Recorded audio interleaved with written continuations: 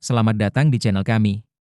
Dalam video ini, kita akan mempelajari cara menganalisis saham Citi menggunakan metode yang digunakan oleh investor profesional.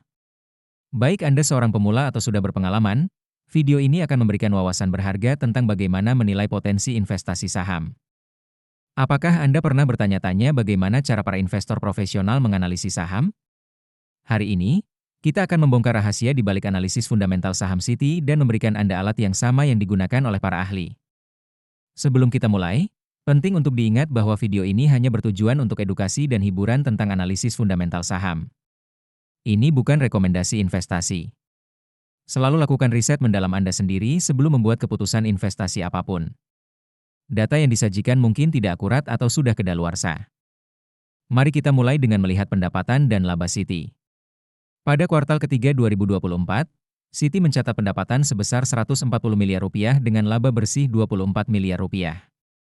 Ini menunjukkan peningkatan signifikan dibandingkan kuartal 4 2023, di mana pendapatan hanya 89 miliar rupiah dengan laba bersih 1,9 miliar rupiah. Peningkatan ini menunjukkan tren positif dalam kinerja perusahaan. Sekarang, mari kita lihat profitabilitas Citi.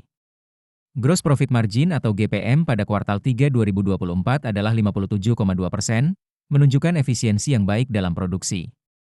Operating Profit Margin atau OPM sebesar 18,6% dan Net Profit Margin atau NPM 17,2% menunjukkan kemampuan perusahaan untuk menghasilkan laba dari operasinya.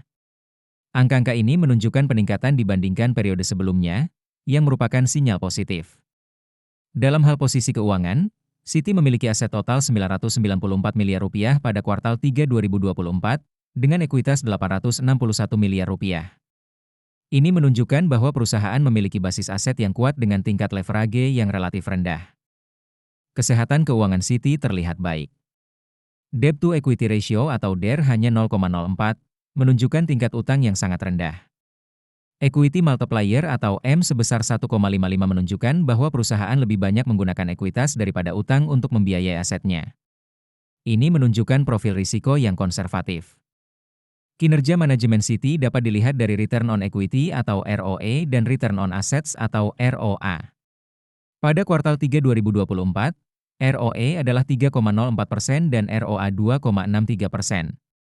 Meskipun angka ini relatif rendah, namun menunjukkan peningkatan dibandingkan periode sebelumnya, yang mengindikasikan perbaikan dalam efisiensi manajemen.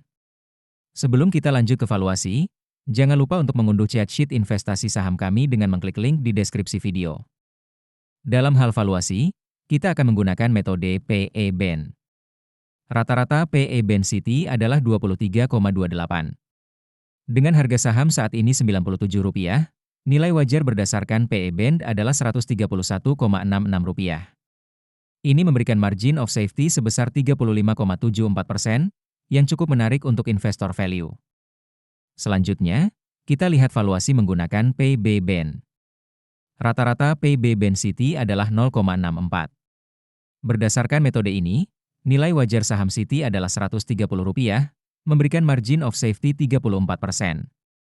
Ini juga menunjukkan bahwa saham Citi mungkin undervalued pada harga saat ini. Nah, itulah analisis fundamental saham Citi. Bagaimana menurut Anda? Apakah Citi menarik untuk investasi? Berikan pendapat Anda di kolom komentar dan beritahu kami saham apa yang ingin Anda analisis selanjutnya.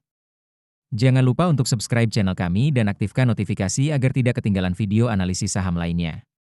Oh ya, untuk memulai perjalanan investasi Anda, unduh aplikasi investor melalui link di deskripsi video. Sampai jumpa di video berikutnya.